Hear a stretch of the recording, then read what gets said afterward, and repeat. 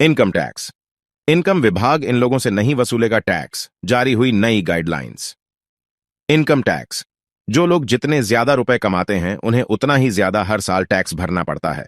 हाल ही में इनकम विभाग ने एक नई गाइडलाइन जारी की है। रिपोर्ट के मुताबिक इन लोगों को अब टैक्स नहीं देना होगा। चलिए जानते हैं।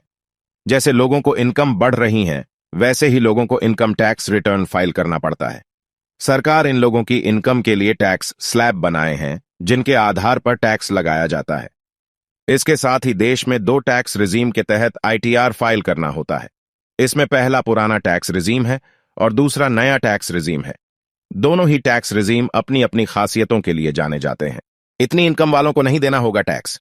आपको बता दें, बजट 2023 में देश के फाइनेंस मिनिस्टर निर्मला सीतारमण ने टैक्स पेयर्स के लिए ऐलान किया था कि देश में अब नए टैक्स रिजीम के तहत इनकम टैक्स रिटर्न फाइल करने वाले लोगों की 7 लाख रुपए तक की सालाना इनकम पर टैक्स नहीं देना होगा। ऐसे में जिन लोगों की इनकम 7 लाख रुपए है, वह लोग यदि नए टैक्स रिजीम के तहत इनकम टैक्स रिटर्न फाइल करते हैं तो उन लोगों को कोई भी टैक्स नहीं देना है। पुराने टैक्स रिजीम के लाभ। वहीं जिन लोगों की इनकम 7 लाख रुपए से अधिक है और वह टैक्स बचाने की सोच रहे हैं, तो वह लोग पुराने टैक्स रिजीम का लाभ उठा सकते हैं। दरअसल पुराने टैक्स रिजीम से saving, medical, donation, home loan आदि पर टैक्स सेव कर सकते हैं।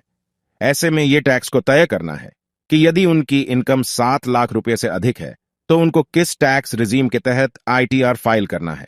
अभी से शुरू करें निवेश।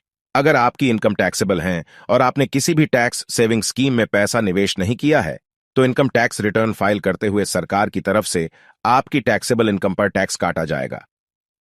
इसके साथ ही यदि पुराने टैक्स रिजीम में आईटीआर फाइल करते हैं तो इनकम टैक्स के द्वारा टैक्स सेविंग स्कीम का फायदा ले सकते हैं।